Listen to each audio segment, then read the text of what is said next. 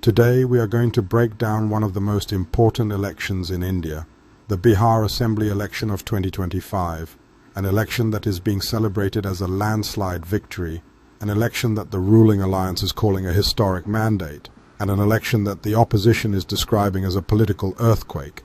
But behind all the headlines, behind the colorful studio debates, and behind the official numbers, there is a deeper story, a quiet story, a controlled story, a story that tells us more about power than democracy, more about strategy than ideology, and more about political engineering than public choice.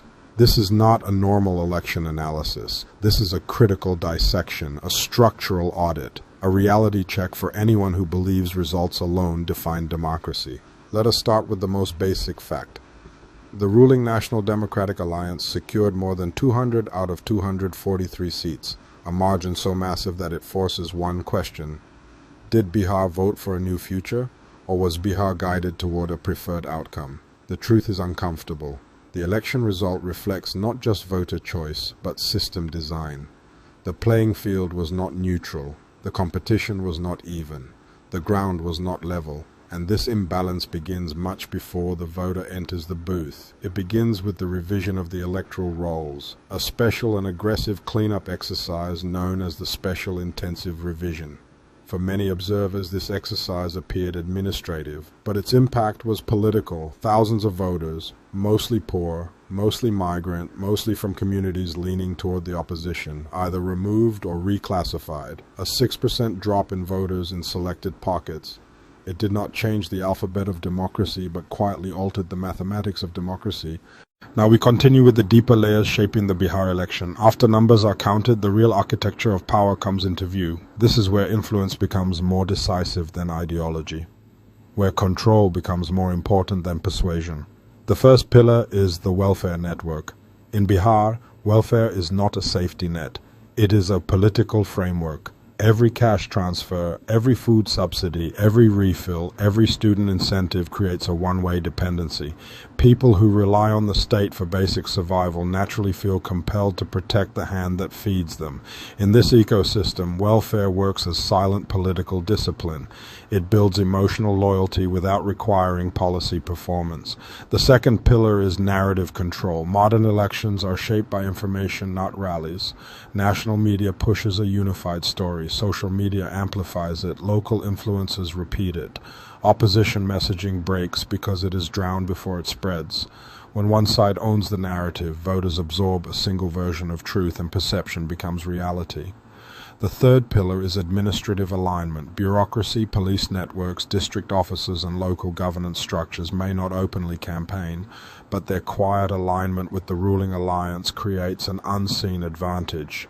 Election management, law and order framing, and local coordination become tilted. The pressure is subtle but decisive. The fourth pillar is voter fatigue. Many citizens are not choosing the ruling alliance out of excitement but exhaustion. Years of instability, migration, unemployment, and weak institutions have lowered expectations. People do not vote for hope. They vote to avoid chaos.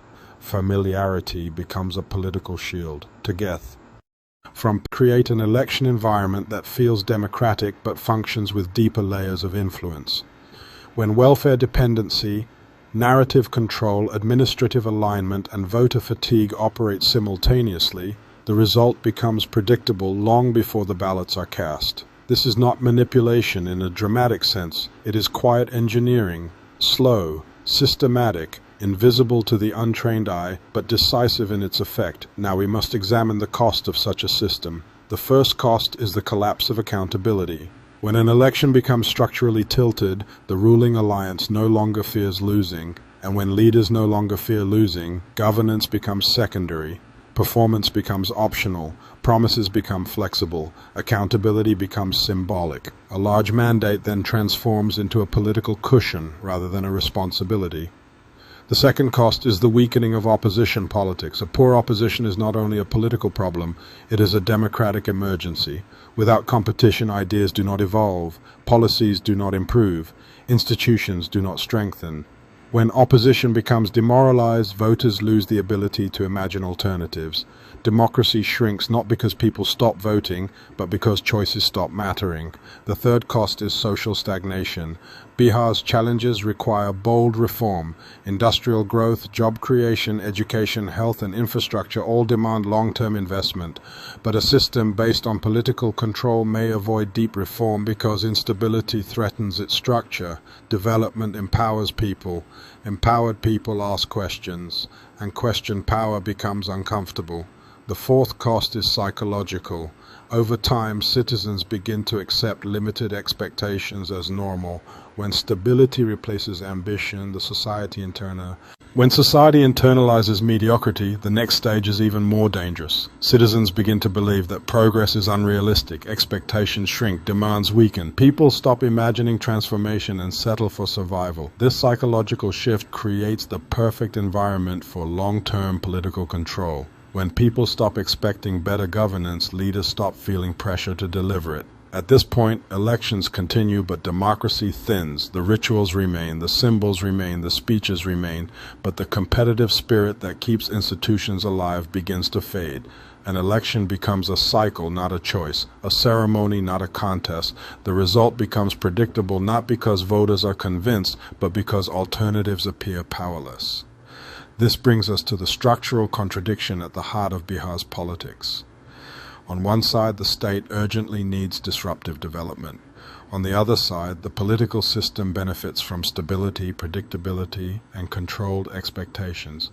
These two objectives cannot coexist. Genuine development introduces new economic classes. Empowered citizens demand transparency. Rising incomes demand better infrastructure. Educated youth demand modern institutions.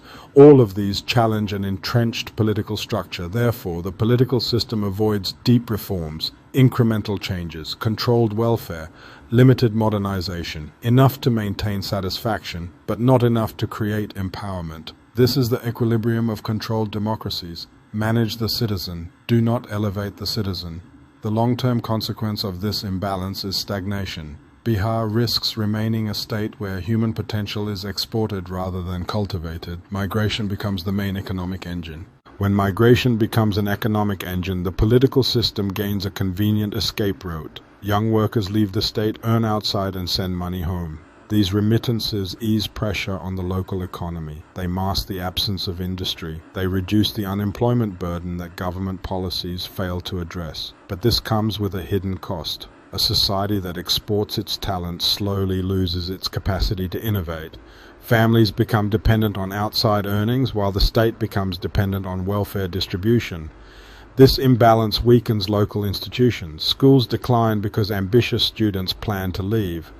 Hospitals remain underdeveloped because the working-age population is absent.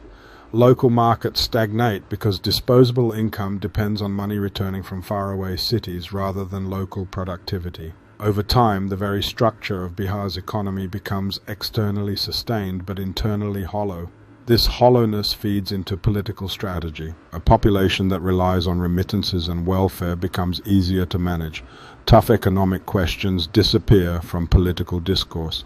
Instead of discussions about industrial policy, employment generation, or investment climates, elections revolve around subsidies, emotional narratives, and identity-based messaging. This lowers the standard of political competition and removes any incentive for transformative policymaking. Meanwhile, the opposition struggles to create momentum because the issues that should mobilize people, jobs, infrastructure, governance, no longer feel solvable. Voters do not demand change because they do not believe change is possible. This psychological resignation becomes the greatest strength of the ruling system. At this stage, democratic health declines quietly. Citizens still vote, but without the expectation of transformation. Leaders still campaign, but without the pressure to innovate. The cycle continues, producing stability without progress. This is why the Bihar election result must be understood.